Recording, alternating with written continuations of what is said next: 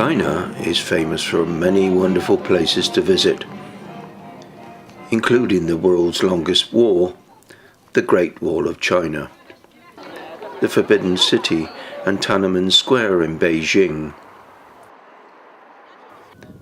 and the Bund in Shanghai with its spectacular skyline. For us, the most intriguing and mysterious was, of course, the Terracotta Army.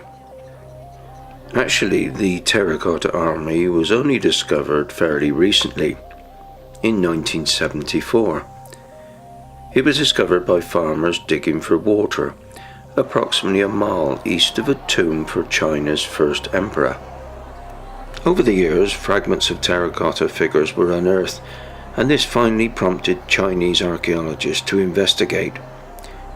This resulted in what we see today, a magnificent display of around 8,000 Chinese warriors, 520 horses and 130 chariots, all of which have been interned for more than 2,000 years.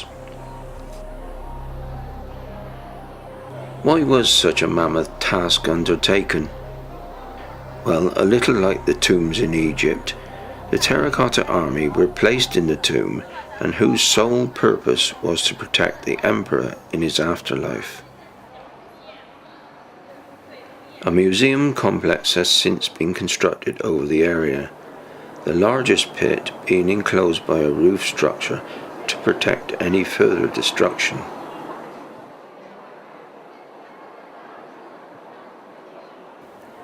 The figures vary in height, but most are around 6 foot to 6'5", according to their role, the tallest being the generals. The warriors were made from yellow earth, a kind of clay, which is very adhesive and easy to obtain because it is found around the site.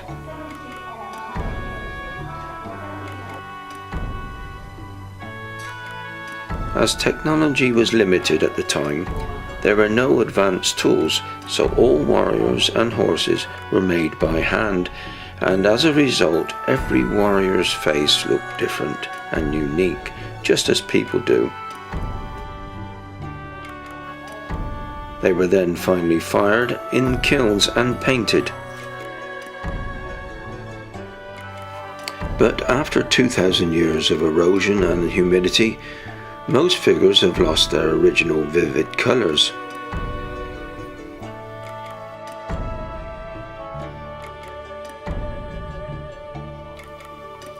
We watched in a nearby workshop skilled workers using some similar tools used all those years ago recreate the army both in miniature and life-size.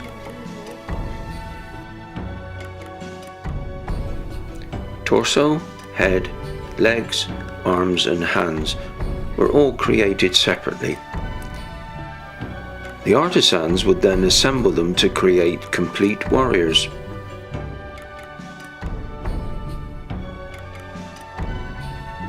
It is fascinating to watch these artists carving and moulding the soldiers, taking great care to produce a perfect copy of the 2,000-year-old originals.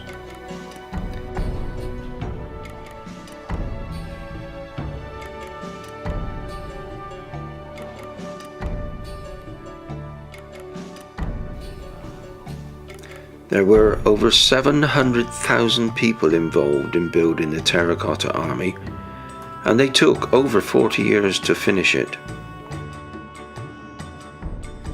Most of the figures originally held real weapons such as spears, swords or crossbows, and the use of the actual weapons would have increased the figure's realism. This World Heritage Site is considered one of the greatest archaeological sites in the world, and one of the greatest discoveries of the 20th century.